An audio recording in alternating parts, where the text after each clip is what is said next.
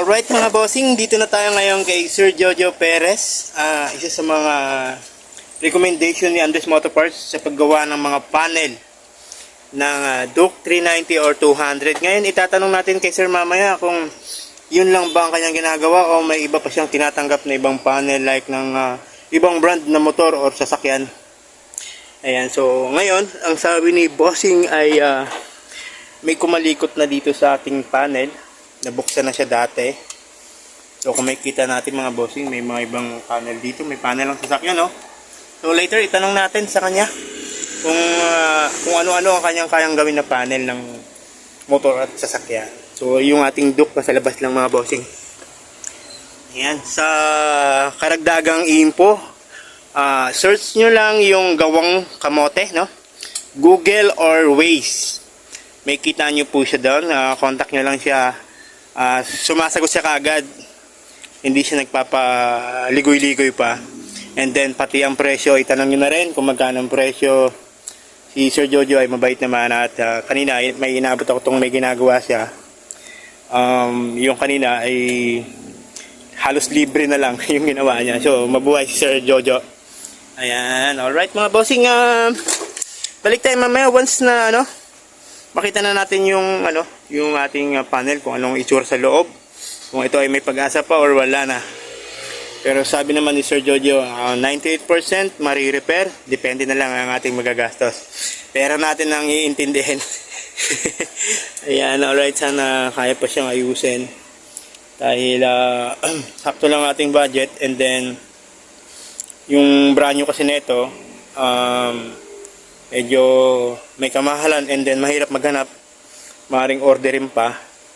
And then pag in-order natin sa dealer or kasa, iabutin pa tayo ng siyam-siyam, no? Ayan, alright mga bossing. Alright mga bossing, ito na, gumana na yung ating panel. So nabuksan na, nabuhay na. And Gawang Kamote po. Ayun, may lumabas na pangalan. Ayun, buhay na buhay. Check engine. Gawang Kamote mga bossing, So si Gawang Kamote pala ay hindi lang pang motor, pang lahat ng klaseng sasakyan, basta digital. Kahit yung mga old model na mga motor, basta may panel, ayan, ready to race. So okay na sa akin yan, not bad na dahil gumagana na. Importante sa akin may monitor yung ating gasolina at temperature. Ayan, so marami siya ditong ginagawa mga bossing. Search nyo lang ulit, inuulit ko, Gawang Kamote. Dito lang po yan sa Pasig. Ayan, at napakabait ni Sir kausap. At hindi siya gumagawa ng puro dahil lang sa pera. May concern din siya sa customer, kagaya ko. Alright. So hindi ko to sinasabi kasi nagbablog ako, talagang sinasabi ko kung ano yung totoo. Maniwala mo kahit sa hindi. Sa inyo na yun kung maniniwala ko hindi. Pero ayun, success and then legit na talagang 100% magagawa ang panel ninyo, basta kaya pang ayusin. Wag naman na yung sobrang burn na, talagang yun ay palitin na. So sa kaso ng ating panel ay dahil nga napasok ng tubig, so nagkaroon siya ng mga short doon, siyang nagpasira.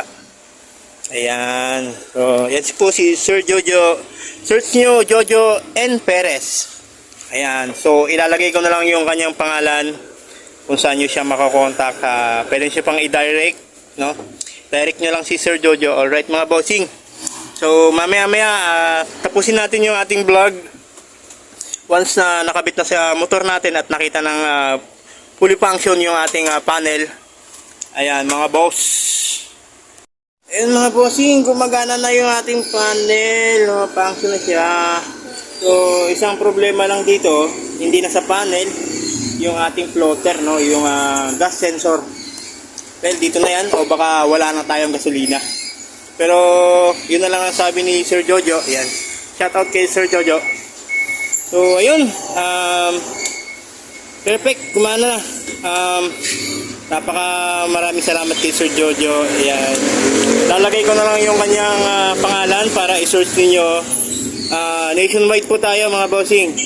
Mamalapit o malayo ka, pwede nyo ipadala sa kanya para ayusin na inyong mga board panel o yung panel ng inyong mga motor. Kahit anong sasakyan mga bossing. ganang-gana na ayos niya. So, ayan na. Go! Tayo magbabayad ng ating atraso. Peace po sa inyo mga bossing!